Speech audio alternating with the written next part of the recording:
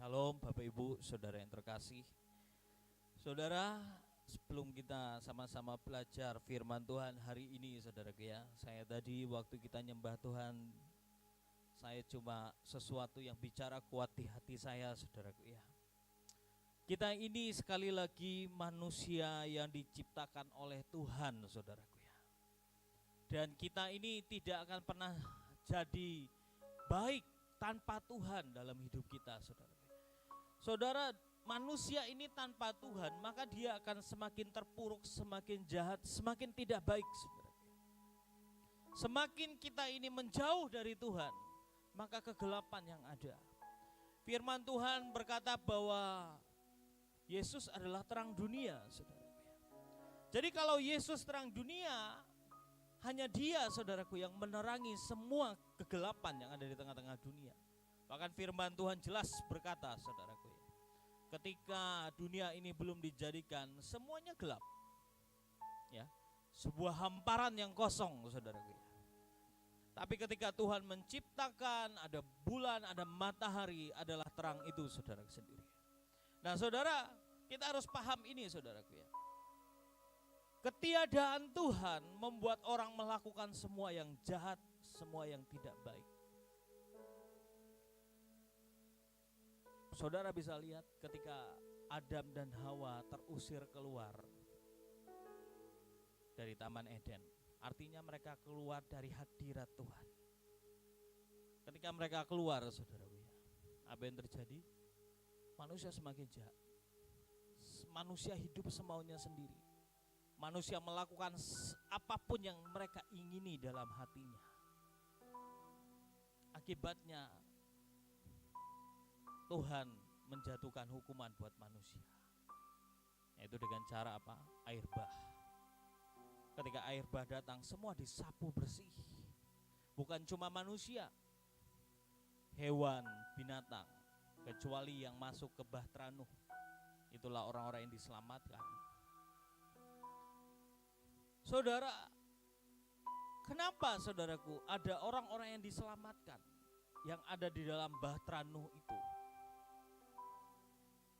Kalau ibu bapak renungkan, saudara, dimulai dengan Tuhan. Makin gelap, ada keturunan-keturunannya yang mengikutnya. Saudara, isi rumahnya diselamatkan.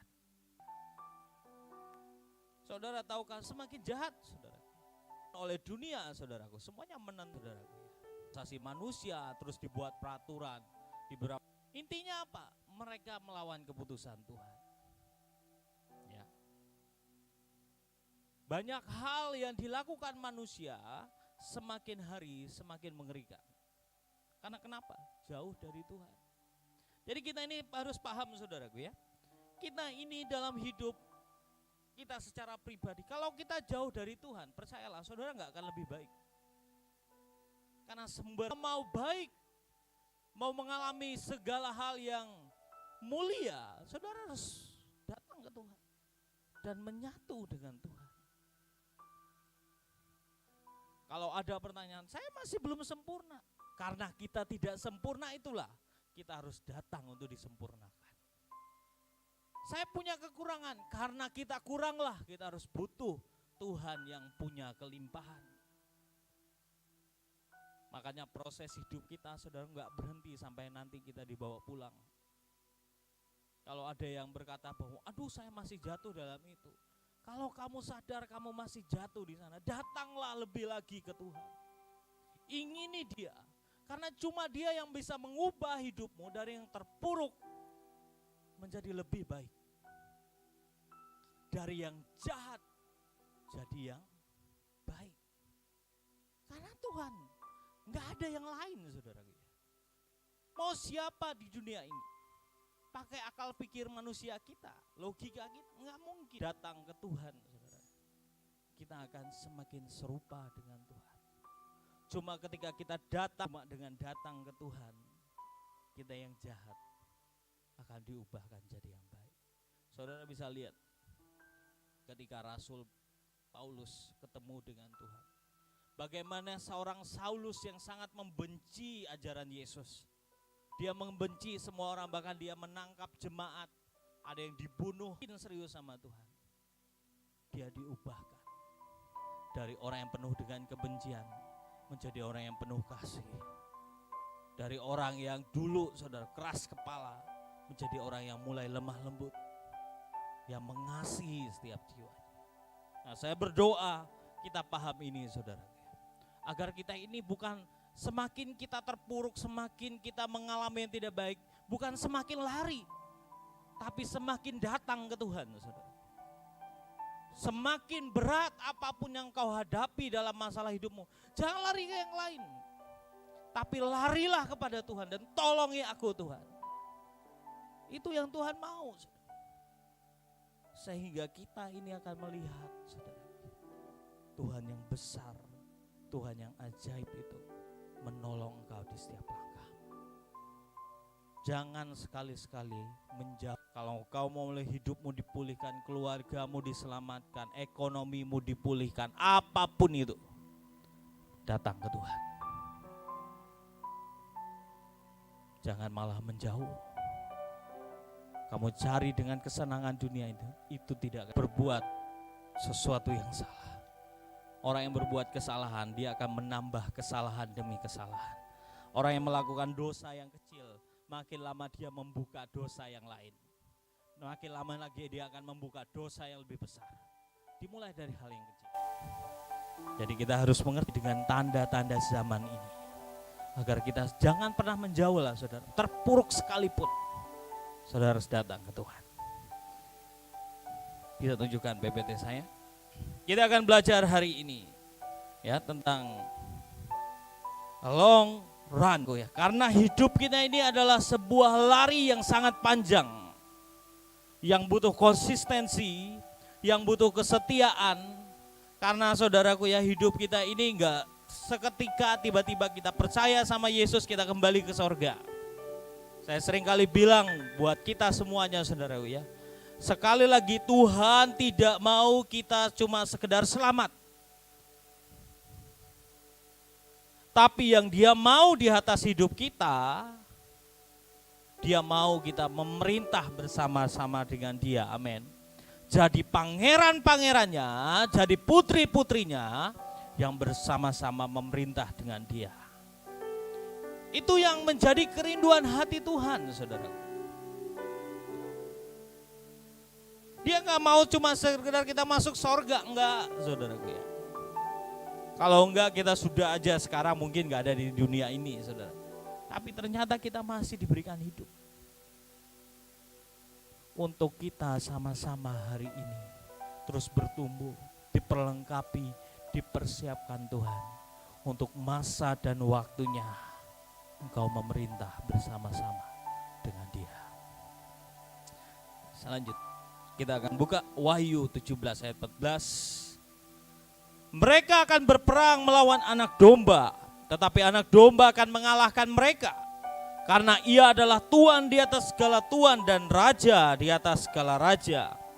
Mereka bersama-sama dengan Dia juga akan menang, yaitu mereka yang terpanggil, yang terpilih, yang dipilih, dan yang setia.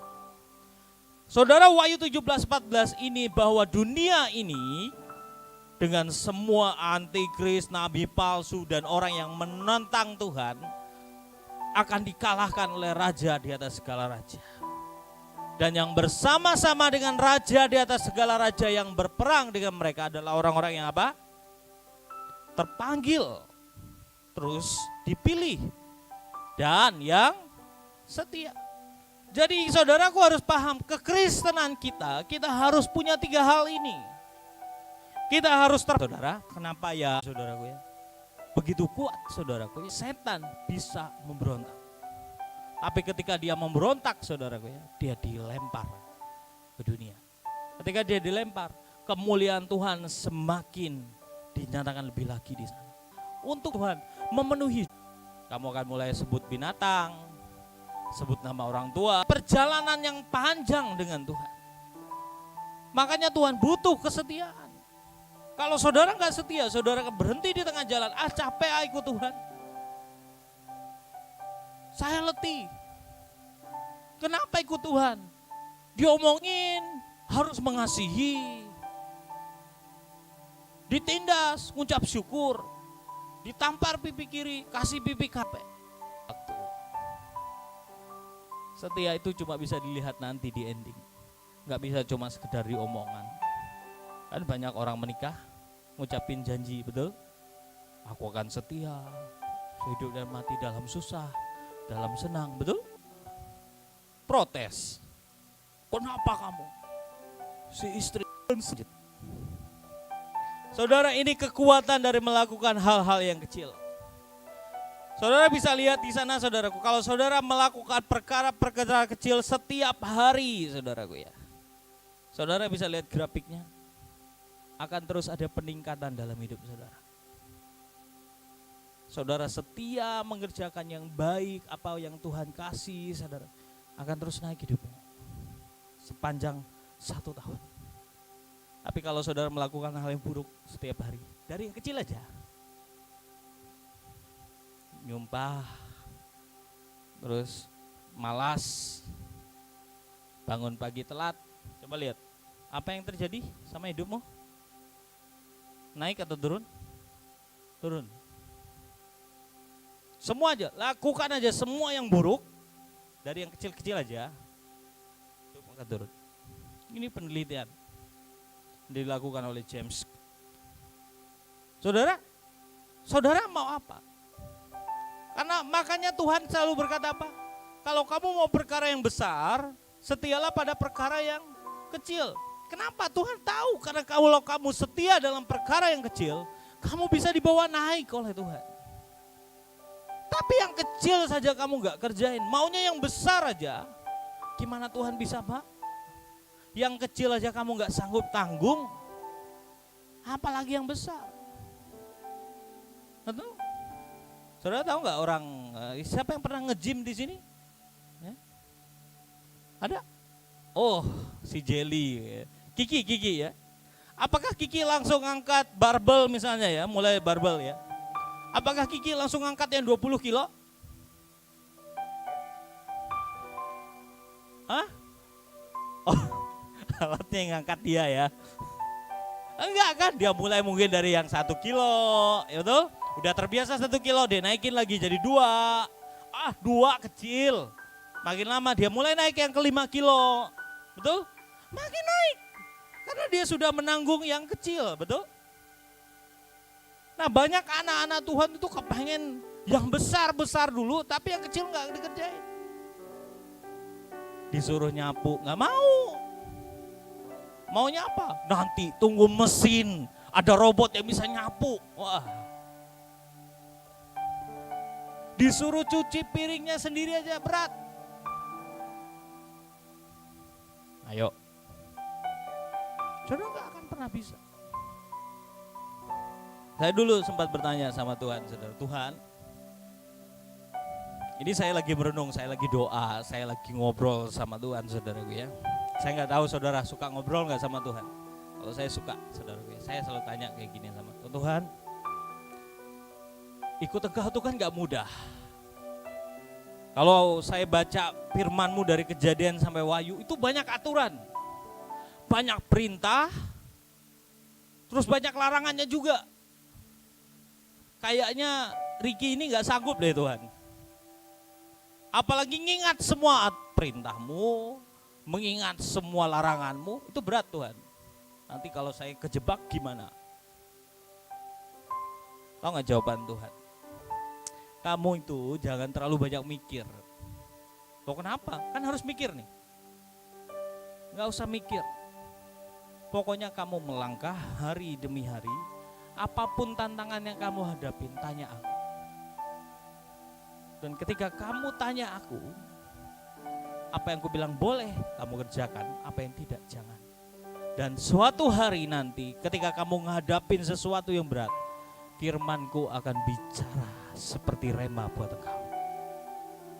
Kamu bagian kamu tuh langkah aja setiap hari. Makanya saya hari ini menikmati hidup saya, saudara.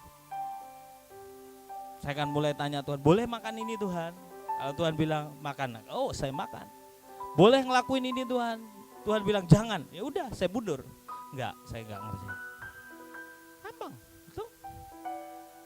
ketika kejadian, tiba-tiba Tuhan ingat, kenapa aku tadi nyuruh kamu jangan ngerjain itu? Ini firman-Nya. Tuhan tunjukin. Oh iya Tuhan, terima kasih. Itulah berjalan bersama dengan Roh Kudus. Dari yang kecil, itu akan menolong engkau untuk naik terus bersama dengan Tuhan. Lanjut. Pertandingan yang masih panjang, Wahyu 2 ayat 10. Jangan takut terhadap apa yang harus engkau derita, sesungguhnya iblis akan melemparkan beberapa orang di antaramu ke dalam penjara supaya kamu dicobai. Dan kamu akan beroleh kesusahan selama 10 hari. Hendaklah engkau setia sampai mati. Dan aku akan mengaruniakan kepadamu mahkota kehidupan. Mahkota kehidupan diberikan buat siapa? Ada yang tahu? Orang yang setia sampai mati. Saudara, sekali lagi ya, jadi biar saudara ngerti. Keselamatan itu anugerah, pemberian Tuhan. Enggak usah usahamu, enggak usah kerja kerasmu, diberikan oleh Tuhan. Gratis. Keselamatan. Tapi untuk sebuah mahkota kemuliaan, ada harga yang saudara harus bayar. Yesus untuk punya nama di atas segala nama, jadi raja di atas segala raja. Diberi kuasa atas alam maut. Di bumi dan di sorga, karena ada harga yang dia letakkan. Apa? Ada yang tahu? Dia mati di atas kayu salib. Dia merelakan dirinya dihina, dicaci, dan dia setia sampai mati. Kalau ada pertanyaan, loh semua berarti sudah dibayar Yesus dong, hari ini kita nikmatin. Buktinya Yesus bicara kepada murid-muridnya, kalau kamu mau ikut aku, sangkal dirimu dan pikul salib. Bukankah itu harga yang harus dibayar? Jadi kalau ada orang bilang, ikut Yesus ya hidup kita semau terserah. Salah. Yesus pesan kepada murid-muridnya, ikut aku. Sangkal diri artinya matikan egomu, matikan keinginanmu untuk kamu mengikuti kehendak. Pikul salib. Itu yang Tuhan mau. Karena percayalah ada mahkota kehidupan yang akan dianugerahkan oleh Tuhan bagi orang-orang yang setia mengikuti Dia. Jadi jangan pernah berpikir saudara, apa yang kamu kerjakan kebaikan, apa yang kamu tabur, apa yang kamu lakukan itu menjadi sia-sia. Sampai harinya nanti kita selesai di dunia ini, Tuhan akan berikan mahkota itu bagi setiap kita yang setia sampai akhir. Amin. 1 Timotius 6 ayat 12. Bertandinglah dalam pertandingan iman yang benar dan rebutlah hidup yang kekal. Untuk itulah engkau telah dipanggil dan telah engkau ikrarkan ikrar yang benar di depan banyak saksi. Saudara, yang Tuhan mau kita ini bertanding dalam pertandingan iman. Dalam pertandingan itu saudaraku, saudara harus tahu ada yang namanya rule of game, betul? Ada aturan-aturan pertandingan yang saudara harus ikuti. Bukankah seperti itu juga kekristenan kita? Ada aturan-aturan yang harus saudara lalui dan gak boleh saudara langgar. Karena kalau saudara langgar, saudara akan didiskualifikasi. Ya. Makanya banyak orang gagal dalam hidup karena dia gak selesai dalam pertandingannya. Nah, untuk pertandingan itu selesai, saudara harus ikuti apa yang Tuhan mau saudara kerjakan. Nah, ini banyak orang yang ngerti saudaraku ya. Karena ada aturan-aturan dalam pertandingan, saudara harus ngerti apa yang saudara harus ikuti dan apa persiapan yang saudara harus lakukan. Lanjut. Yang pertama, untuk pertandingan yang panjang.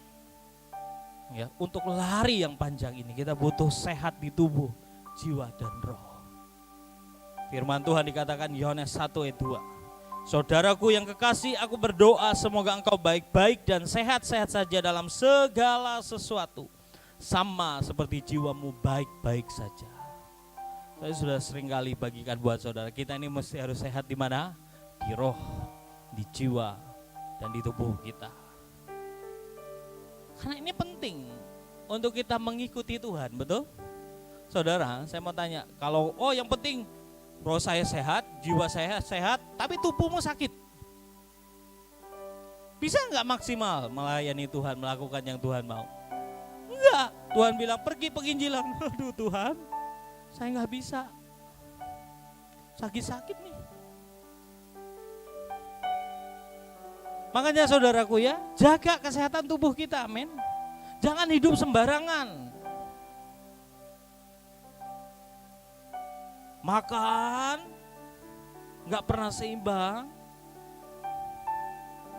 Makan itu secukupnya, amin. Kalau istilah ada orang kesehatan saudaraku ya, berhentilah makan sebelum kamu kenyang. Betul?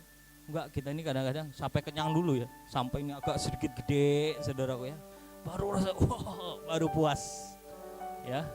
Apalagi habis puasa, balas dendam ya. Kita ini harus makan secukupnya, amin. Minum, jangan terlalu banyak minum yang berwarna saudaraku ya. Loh, hari ini kan disebar semuanya itu. Cukupkanlah diri kita dengan air putih. Loh serius saudara, buat apa sih saya ngomong ini? Enggak penting, semuanya dalam kendali Tuhan saudaraku ya. Enggak, saya saja diajarin Tuhan saudara. Oke, saya ini orang yang dulu saudaraku ya, suka kopi. Saya tuh nggak tahu saudaraku, Tuhan tuh cuma ngomong ke saya, tolong nak, kamu jangan minum kopi. Dari saya kuliah, jangan minum kopi. Oh, saya bilang, kenapa Tuhan? Kopi haram kah? Nggak, kamu jangan. Ya udah, saya taat saudaraku. Saya nggak minum kopi, saudaraku. Wah, sering kali ditawarin orang, saya cuma bilang saya minum teh aja. Ya. Dan beberapa waktu ini saudaraku ya, saya nggak tahu ya, mungkin tahun 2000 berapa ya, 2017 atau 2016, saya mulai minum kopi.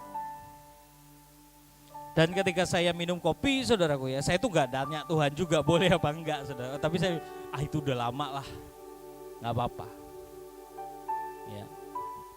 Dan saya minum saudaraku ya, sampai mungkin tahun 2001 atau 2002, saya lupa, 2002 ya. Saya lagi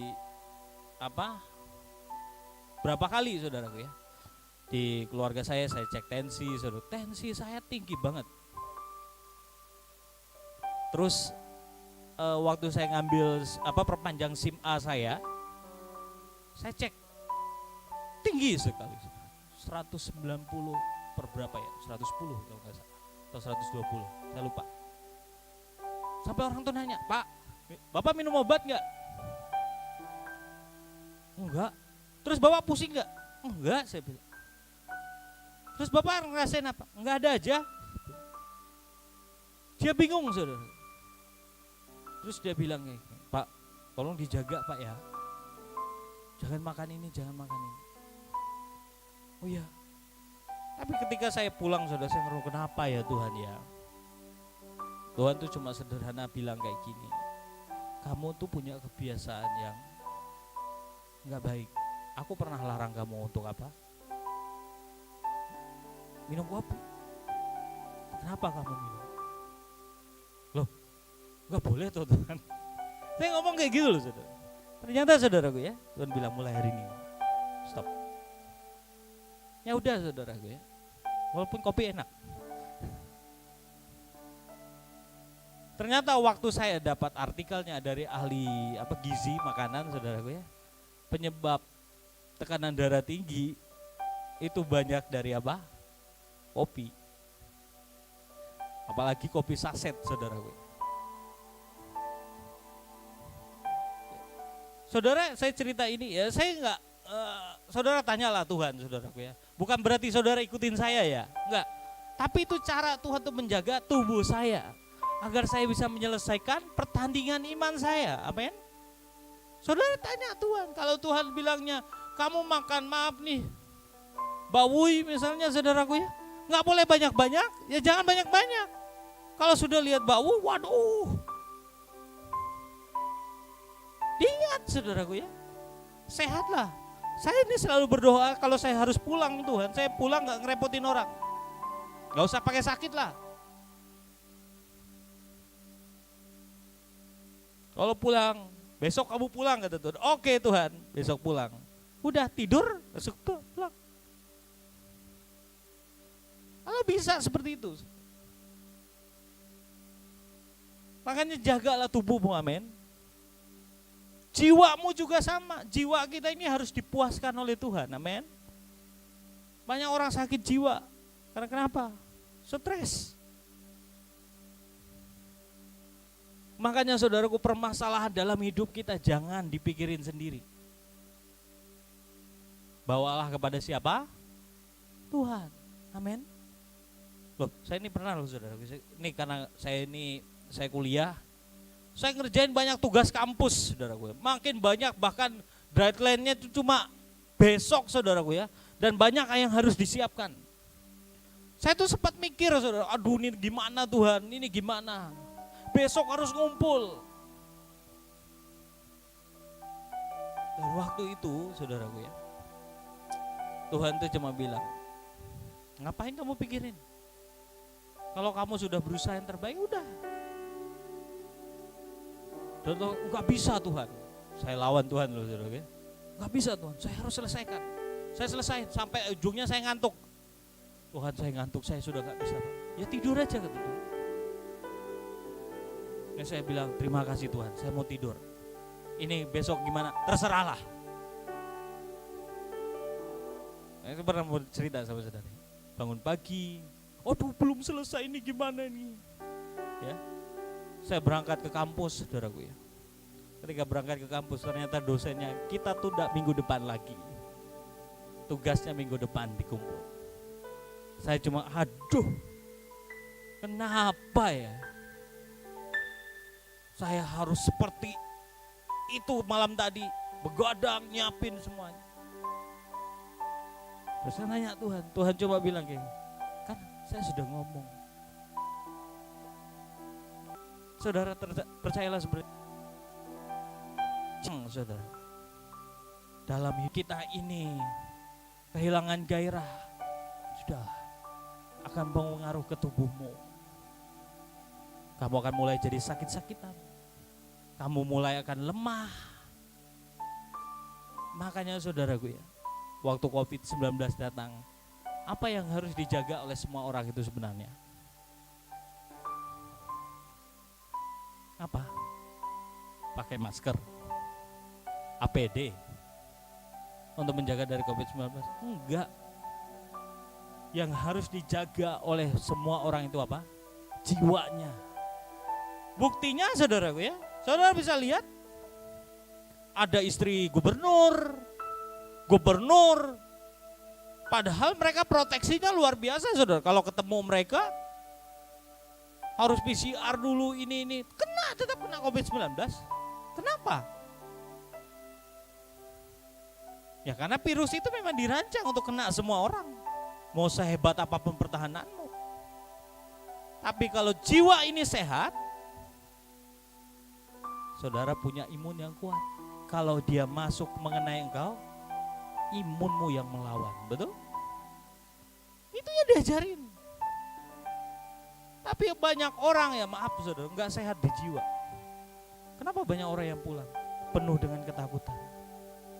Penuh dengan, waduh kena ini. Apalagi mereka diisolasi. Dibuat sendiri. Ketakutan, kekhawatiran membuat mereka akhirnya berguguran satu dan makanya kita di tempat ini kita selalu ngomong, ya terserah. Kamu mau pakai masker, kamu mau pakai apa, begitu silakan. Tapi ingat jiwamu yang harus sehat tuh. Hidup matimu di tangan Tuhan dan Tuhan pegang kendali atas semuanya. Amin. Itu dulu yang harus sehat. Lanjut. Di Alkitab ada beberapa tokoh di Alkitab yang depresi, saudaraku ya. Ada Daud, ada Elia. Kalau saudara baca saudaraku ya di Mazmur 38 ayat 4, ini dalam versi Net saudara ya. Saudara bisa melihat saudaraku ya. Daud bilang, dosa-dosaku menguasai aku katanya saudaraku. Bahkan menghimpit aku. Dia merasa tertindas karena dia melakukan dosa pelanggaran berat. Itu menyakiti dia. Elia juga berkata, Tuhan cukup. Ambil hidupku. Take my life. Karena dia sudah merasa bahwa dia diintimidasi oleh Isabel. Dia dikejar-kejar mau dibunuh saudara. Padahal habis melakukan yang besar. Dia frustasi sama hidupnya. Jadi kalau orang mengalami itu saudaraku ya, itu mengerikan. Jadi kita ini juga anak-anak Tuhan pasti bisa mengalami ini. Makanya saudara harus belajar dari Ayub saudaraku. Ayub juga sama mengalami tekanan pressure dalam hidupnya. Gak enak. Tapi Ayub memilih untuk tetap percaya kepada Tuhan. Saudara menemukan di kitab-kitab itu Elia akhirnya dikuatkan oleh Tuhan. Daud kembali ke Tuhan. Bahkan di Mazmur 42 ayat 11. Why are you depressed, oh my soul? Why are you upset? Wait for God, for I will again give thanks to my God for His saving intervention. Artinya apa saudaraku? Tuhan, mengapa kamu tertekan hai jiwaku? Mengapa kamu kesal? Tunggu Tuhan. Karena aku akan berterima kasih lagi kepada Tuhan. Karena intervensinya atas hidupku. Saudara, kita ini harus mengizinkan Tuhan mengintervensi hidup kita, amin. Jangan berusaha dengan kekuatanmu sendiri kalau jiwa kita ditekan. Serahkan ke Tuhan. Seringkali kita banyak mikir, itu seperti membantu Tuhan. Dan itu salah. Kembalikan ke Tuhan. Untuk saudara punya jiwa yang sehat. Dan Tuhan akan memberikan apa? Damai sejahtera atas hidup. Dan jalan keluar untuk setiap pergumulan permasalahan. Amin. Jadi gak usah ada ketakutan dalam hidup. Di Alkitab ada nabi-nabi Tuhan yang mengalami depresi. Tapi mereka datang ke Tuhan dan Tuhan pulihkan mereka. Karena kenapa? Kalau jiwa kita sehat, kita bisa menyelesaikan pertandingan iman kita. Amin. Jangan taruh dendam, jangan taruh kecewa, jangan taruh pahit dalam hidupmu. Karena itu membuat engkau jadi sakit secara jiwa. Buang semuanya. Amin. Mengampuni semua yang bersalah kepada kita. Mengasihi. Itu yang Tuhan mau hidup di jiwa kita. Lanjut. Apalagi yang Tuhan mau untuk kita bisa menyelesaikan pertandingan iman kita. Sehat dalam hubungan. Kisah Rasul 13 ayat 13. Lalu Paulus dan kawan-kawannya meninggalkan Pafos dan berlayar ke Perga dan Pamfilia. Tetapi Yohanes meninggalkan mereka lalu kembali ke Yerusalem. Kisah Rasul 15 ayat 38 sampai 39. Tetapi Paulus dengan tegas berkata bahwa tidak baik membawa serta orang yang telah meninggalkan mereka di Pamfilia dan tidak mau turut bekerja bersama-sama dengan mereka. Hal itu menimbulkan perselisihan yang tajam sehingga mereka berpisah dan Barnabas membawa Markus juga sertanya berlayar ke Siprus. Saudara, yang perlu kita jaga dalam hidup kita, kita harus punya sehat, perhubungan yang sehat, saudara. Hubungan yang sehat itu artinya apa? Kita ini harus menjaga hidup kita. Kita harus punya hubungan dengan orang-orang yang sehat, amin. Ini yang terjadi, saudaraku. Terjadi perselisihan. Paulus tuh gak mau bawa Markus, saudara. Karena Markus itu ngelawan. Dia gak taat. Ketika Paulus bilang apa, saudara? Sehingga Paulus ninggalin dia. Tapi karena Barnabas ini mengasihi Markus, dia tetap bawa. Dan terjadilah perselisihan, saudara. Saudara, hidup kita ini, saudara, kalau saudara mau sehat, bergaulah dengan orang sehat, amin. Saudara mau pikiran saudara tenang, bergaulah dengan orang yang punya pikiran tenang. Saudara, kalau mau hidupmu enggak penuh dengan kekhawatiran, jangan bergaul sama orang yang gampang khawatir. Kalau saudara enggak mau hidup saudara penuh dengan yang negatif, jangan bergaul dengan orang negatif. Amin. Karena kita butuh hubungan kita sehat. hidup kita sehat. Tapi kalau kita punya hubungan yang tidak sehat,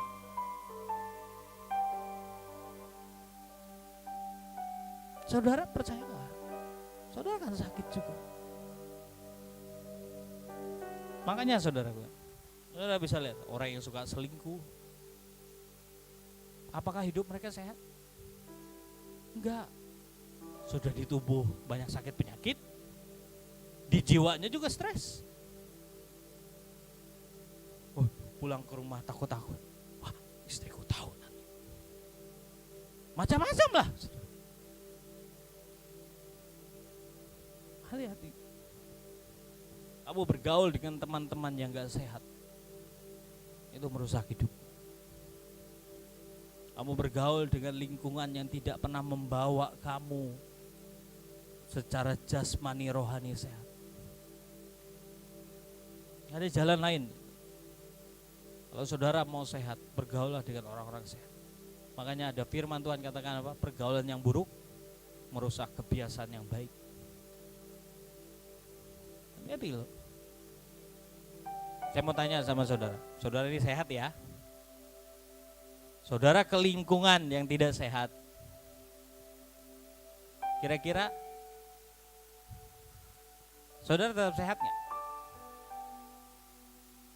Misalnya ya, saya sehat. Saya pergi ke tempat sampah. Tempat sampah di sana banyak kotoran dan sebagainya. Saya tuh nggak sadar saudaraku ya. Saya jalan aja, ada virus-virus yang berterbangan, ada bakteri dan sebagainya. Saya hirup. Ketika saya hirup saudaraku ya, sekali, wah daya tahan tubuh saya masih oke. 2 kali, 3 kali, diserang terus. Apa yang terjadi? Saya akan sakit.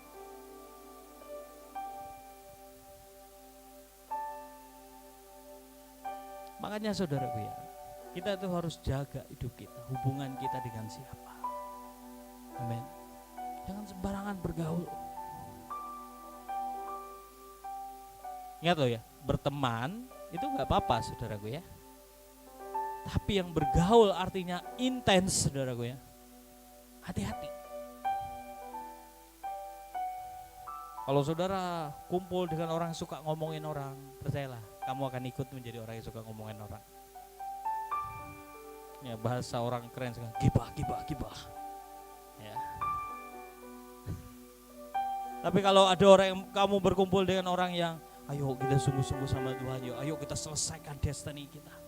Saudara akan berkumpul, ya ayo kita selesaikan destiny. Percayalah kamu akan selesaikan destiny. Amin. Jauhi saudaraku, jangan mau ada di sana. Karena ujungnya nanti kalau kamu bergaul dengan orang yang tidak sehat, kamu akan berselisih paham, akan merusak hidupmu, dan ujungnya apa? Kamu akan kepahitan, kamu akan marah, kamu akan kecewa. Ya, itulah yang terjadi. Banyak kan? Lagi nih anak-anak cewek pilih hubungan dengan lawan jenis yang salah, ngecewain. Ketika kecewa, semua laki-laki sama. Wah, berarti papamu juga sama. Oh enggak, papa saya baik. Oh berarti semua laki-laki baik. Enggak, dia aja. Berarti enggak semua laki-laki. Bingung saudara ya. Paham kan?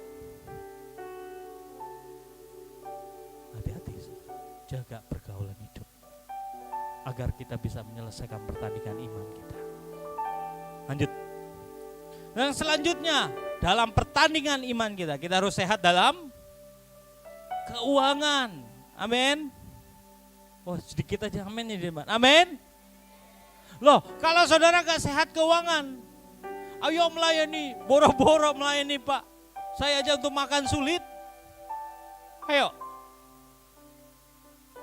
Aduh gak bisa bang, beli bensin aja aku gak sanggup. Jadi apa yang harus sehat? Keuangan kita saudara. Apalagi keluarga, sehat dong keuangannya. Kalau saudara gak sehat dalam keuangan, gimana? Keuangan itu dalam pelayanan itu lokomotif saudaraku, yang menggerakkan gerbong-gerbong. Paham gak? Ya Tuhan gak butuh uang, Pelayanannya yang butuh uang. Amin. Makanya saudaraku, kita harus lihat, cek keuangan kita. Apakah Tuhan rela atau dia ingin membuat kita ini hidup dalam kesusahan atau keuangan yang tidak sehat? Enggak. Tuhan mau berkati anak-anaknya. Kita ini anaknya, amin. Dia pasti mau cukupkan. Tapi kenapa banyak anak-anaknya yang gak sehat dalam keuangannya? Lukas 16 ayat 11. Jadi jikalau kamu tidak setia dalam hal mamon yang tidak jujur, siapakah yang akan mempercayakan kepadamu harta yang sesungguhnya? Kenapa Tuhan gak percayain kita hartanya? Karena kita tidak jujur, tidak setia. Karena kita dipercayakan uang, kita akan gunakan semau kita. Nggak jujur di hadapan. Ingat, kekayaan, harta itu punya siapa? Punya Tuhan. Dipercayakan buat siapa? Dipercayakan buat siapa? Buat Ricky dong. Buat saudara? Buat siapa saudara dipercaya? Buat Ricky. Saya nggak tahu saudara.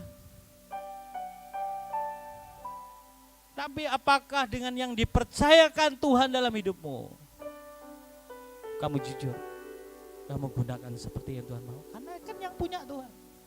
Tuh. Ini hal yang sederhana. Kalau kamu dapat berkat, kamu harus ngembaliin apa? Perpuluhan, betul? Sudahkah kamu kasih perpuluhan dari apa yang kamu terima? Sekecil apapun. Walaupun ada pendeta yang ngajarin tidak ada perpuluhan, itu urusan dia. Saya tidak mau menghakimi. Tapi saya hidup karena saya berjalan dengan Tuhan dan mengalami Tuhan. Ketika saya masih SMA, saudaraku, masih umur 17 tahun. Waktu itu Tuhan cuma bilang, nak, kamu mau hidupmu diberkati? Saya cuma bilang, iya saya mau Tuhan. Kamu mau pulih dari hidupmu hari ini yang kesulitan keuangan? Iya Tuhan. Tahu gak Tuhan bilang, belajar kasih perpuluhan setiap bulan buat aku. Saya ngomong waktu itu, karena saya masih belajar, saudara. Saya bilang, Tuhan, saya gak punya uang, saya gak punya penghasilan. Kan yang kasih perpuluhan itu mereka yang punya penghasilan.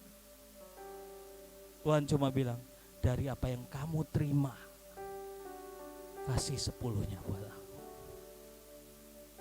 Jadi waktu itu saudaraku ya, sebulan itu saya hitung duit saya saudaraku ya. Saya mungkin cuma dapat waktu itu SMA loh saudaraku ya. Karena kesulitan, saya bisa cuma dapat 50.000 sebulan. Saya masih ingat perpuluhan pertama saya kasih 5.000 rupiah. Akhirnya bulan selanjutnya saya diajak kerja oleh orang gereja saudara. Dapat penghasilan. Wah, saya harus kembalikan segini. Tapi di hati saya, jangan kasih segitu, kasih lebih. Wah, saya bilang, ya udahlah Tuhan, Tuhan mintanya lebih, saya kasih semua. Terus buat besok, ya cari lagi. Dan sampai hari ini saya setia lakukan itu. Dan percayalah saudara, saya gak pernah kekurangan sampai hari ini. Saya masuk sekolah, masuk kuliah, orang tua saya gak sanggup nyekolahin saya. Saya nikah, orang tua saya gak sanggup untuk biaya nikah saya. Saya lihat tuh, Tuhan tuntun saya. Saya selesai kuliah, saya kerja. Ketika saya kerja, tiba-tiba teman saya mau gak kerja di sini. Saya kerja, saudara. Saya ngumpulin duit di sana. Saya setia kerja dan saya lihat berkat Tuhan tidak pernah gak limpah dalam hidup saya.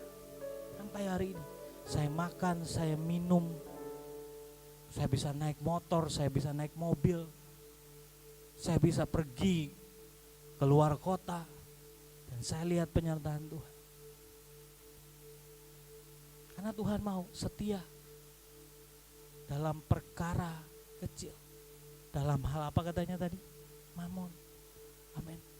Saya juga belajar saudaraku, untuk menggunakan uang. Saya akan tanya Tuhan, Tuhan ini buat apa? Saya nabur berapa buat pelayanan Tuhan? Saya belajar serahin. Apakah ketika saya nabur saya kekurangan? Enggak. Tuh lihat istri saya saudara. Wah, nabur ini saudaraku ya. Saya lihat, wah, kamu ngasih ini. Enggak apa-apa, Tuhan suruh. Ya udah. Apakah kami kekurangan keluarga? Enggak. Saya melihat anugerah Tuhan besar dan limpah.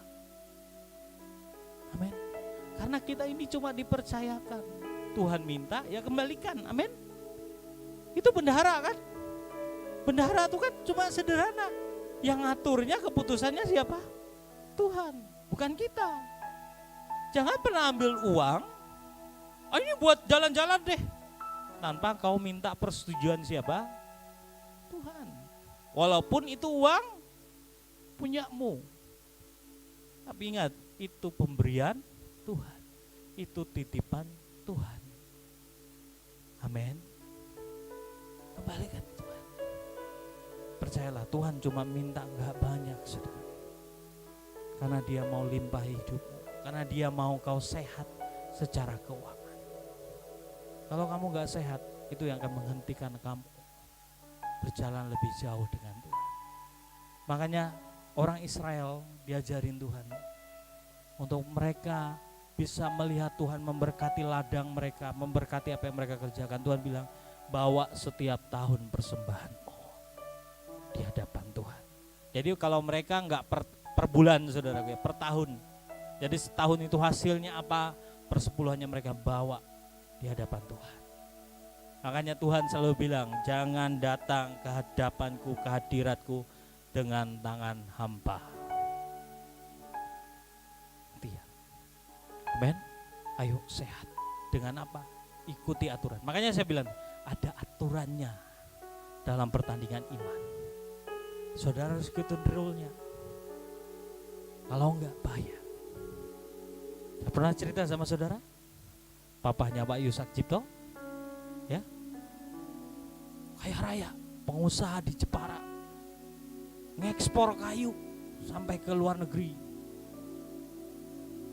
sampai dia bikin ruang bawah tanah, isinya semua uangnya, satu ruangan. Suatu hari Tuhan bicara lewat Pak Yusak, suruh papamu bayar perpuluhan. Pak Yusak, ya orangnya, kalau Tuhan nyampein apa dia sama? Dia bilang, Pah, Tuhan bicara buat papa. Apa? Papa harus kasih perpuluhan.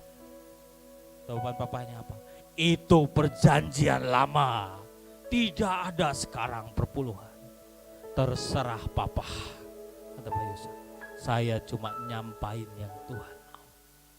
Ketika dia dengar itu, saudara, tahu gak apa yang terjadi?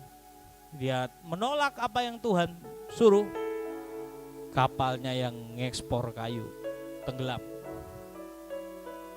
Semua kapalnya saudara gue yang lagi berlayar tenggelam, nabrak ini macam-macam, kena badai, pusing dia.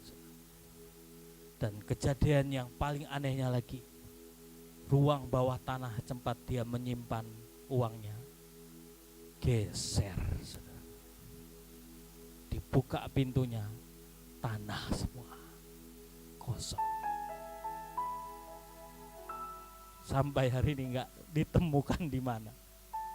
Sampai Bu Iin pernah cerita, saudara. Bu Iin cuma cerita, kami ini kan punya karunia Nabi, harusnya kami tanya sama Tuhan, di mana harta dari engkong kami ini. Ya? Tapi itu candaan aja, saudara. Tapi itu kejadiannya. Saudara, ayo kita harus belajar agar kita diberkati. Amin. Setialah, seragam. Yang selanjutnya, yang terakhir, kita harus sehat dalam iman. 2 Samuel 12 ayat 14, walaupun demikian karena engkau dengan perbuatan ini telah sangat menista Tuhan, pastilah anak yang lahir bagimu itu akan mati. 2 Samuel 12 ayat 16, 19:20. Lalu Daud memohon kepada Allah, oleh karena anak itu ia berpuasa dengan tekun, dan apabila ia masuk ke dalam semalam-malaman itu ia berbaring di tanah. Ketika Daud melihat bahwa pegawai-pegawainya berbisik-bisik, mengertilah ia bahwa anak itu sudah mati. Lalu Daud bertanya kepada pegawai-pegawainya, sudah matikah anak itu? Jawab mereka, sudah. Lalu Daud bangun dari lantai, ia mandi berurap dan bertukar pakaian. Ia masuk ke dalam rumah Tuhan dan sujud menyembah. Sesudah itu pulanglah ia ke rumahnya, dan atas permintaannya dihidangkan kepadanya roti, lalu ia dimakan. Saudara tahu cerita ini, bagaimana Daud, saudaraku, yang melakukan kesalahan. Ketika dia melakukan kesalahan, dengan Bersyeba lahirlah seorang anak. Dan ketika itu, saudaraku, dia tahu ini kesalahan. Dia datang kepada Tuhan. Dia berusaha untuk terus punya iman kepada Tuhan agar anak ini selamat. Dia tidak berhenti, saudaraku. Ya udah, saya salah. Enggak, dia kembali ke Tuhan, minta ampun sama Tuhan dan minta anugerah Tuhan buat anaknya ini enggak menanggung dosanya.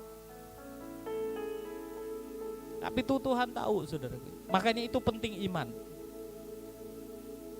Iman percaya sama Tuhan. Ada seorang hamba Tuhan yang cerita tentang anak ini. Anak ini kan lahir dalam dosa, betul? Karena Daud minta sama Tuhan, Tuhan bawa dia pulang. Karena kalau dia hidup, banyak tuntutan dalam hidupnya. Tuntutannya itu yang akan membuat hidupnya lebih mengerikan. Paham ya? Dia mungkin jadi anak broken home, keras kepala, dia akan ngelawan. Dia mungkin yang akan menyerang balik Daud. Dia akan menghancurkan semuanya. Tapi karena Daud minta. Daudnya minta apa? Dia hidup, betul. Tapi Tuhan lihat pertobatan Daud. Sehingga dia bilang, Tuhan bilang, aku ambil aja anak ini. Dia hidup bersama-sama dengan aku. Iman. Jadi betul, saudara, kita ini harus belajar punya iman. Amin. Kita ini harus punya iman yang kuat kepada Tuhan. Makanya apapun pergumulan permasalahanmu, datanglah kepada Tuhan dan mohonlah anugerah. Jangan imanmu berkurang, jangan percayamu berkurang. Desak Tuhan dengan iman percaya. Sampai dia melakukan sesuatu atas hidup, atas keluarga. Amin. Itu yang dilakukan Ayub. Dia tidak kehilangan kepercayaannya walaupun terpuruk. Diomongin kiri kanan, kamu kena kutuk, kamu kena ini dan sebagainya. Dia bilang, enggak, aku punya Tuhan yang besar. Tuhan yang ajaib yang menolong hidup. Kita ini harus belajar untuk itu. Iman yang selalu kuat di hadapannya. Karena firman Tuhan berkata bahwa ketika aku datang ke bumi, ke dunia, adakah aku dapati iman? Karena ternyata banyak anak-anak Tuhan yang mulai kehilangan iman, mulai kehilangan kepercayaan sama Tuhan. Contohnya aja saudara-saudara, kalau kamu khawatir, itu tanda kamu sudah kehilangan iman. Khawatir itu artinya kamu tidak percaya sama Tuhan. Kalau kamu percaya sama Tuhan, khawatirkah engkau? Enggak. Coba lihat para rasul, diancam dengan kematian, diancam dengan rajam, penggal kepala. Tidak ada goyah iman mereka. Mereka menghadapinya dengan apa? Senyuman. Lihat Stefanus ketika dirajam dengan batu, dia melihat ke atas dan melihat bapa dan anak menanti dia. Dia cuma senyum. Aku datang Tuhan. Adakah dia khawatir? Adakah dia hidup dalam ketakutan? Berapa banyak kita hari-hari ini hidup dalam ketakutan? Ada yang hidupnya takut? Takut gelap? Takut hantu? Takut masa depan? Ada yang takut? Imanmu sedang tidak sehat. Saya mau tunjukin nih ayat yang lain buat para penakut.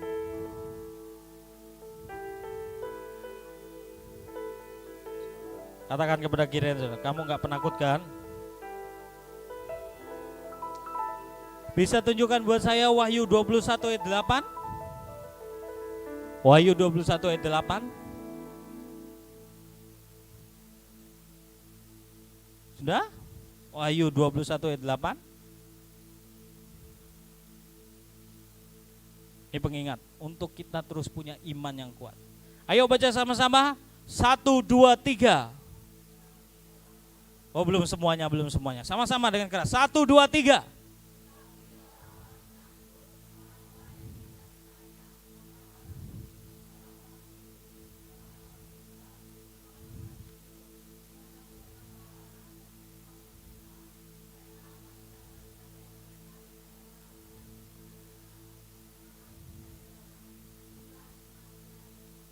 Mereka di dalam lautan yang menyala-nyala oleh api dan belerang. Inilah kematian yang kedua. Inilah neraka, Gehenna. Siapa katanya yang masuk ke sana? Bukan saya yang ngomong loh ya, Alkitab yang ngomong, Tuhan yang ngomong. Tetapi orang-orang penakut. Makanya saya tanya tadi, kamu penakut nggak? Erna, kamu takut sama kegelapan nggak? Enggak. Ke WC sendiri berani kan?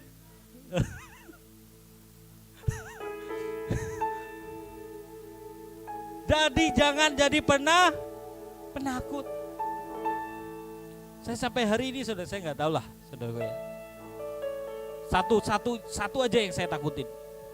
Saya takut sama Tuhan. Itu aja. Hantu, saya nggak pernah takut sama hantu. Takut masa depan? Enggak. Saya nggak takut sama masa depan saya. Takut dengan kematian? Enggak. Kematian adalah langkah saya datang kepada Tuhan. Mati secara daging saya akan bersama dengan Raja saya, kekasih saya, Bapak saya di sorga. Saya nggak pernah takut. Takut dengan apa? Antikris. Saya nggak takut sama antikris. Saya lawan antikris. Saya diberi kuasa untuk menahan kekuatan musuh. Itu yang Tuhan bilang. Takut ular? Enggak, cuma geli aja sama ular. Gak mau pegang. Bukan takut loh saudaraku ya. Paham ya? Jangan jadi penakut. Penakut itu tanda saudara gak punya. Coba orang-orang yang tidak percaya. Hati-hati. Lihat hidup kita.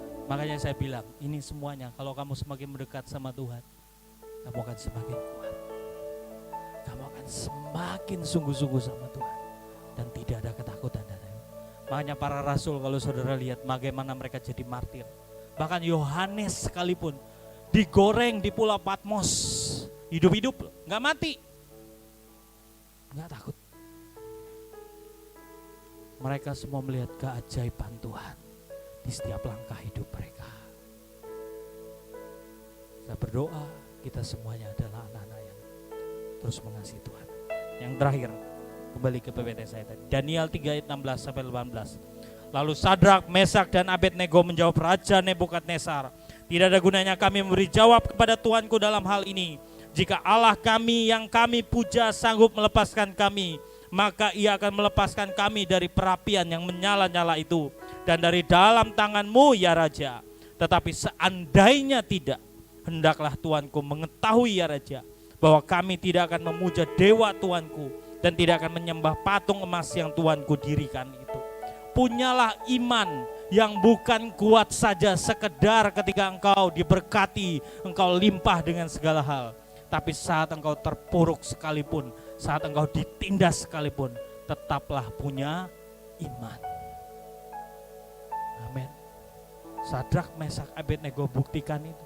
Kalaupun Tuhan gak tolong saya akan tetap tidak menyembah patung itu. Saya akan hanya menyembah Tuhan dan Rajaku. Amin. Tutup Alkitab saudara, kita berdoa.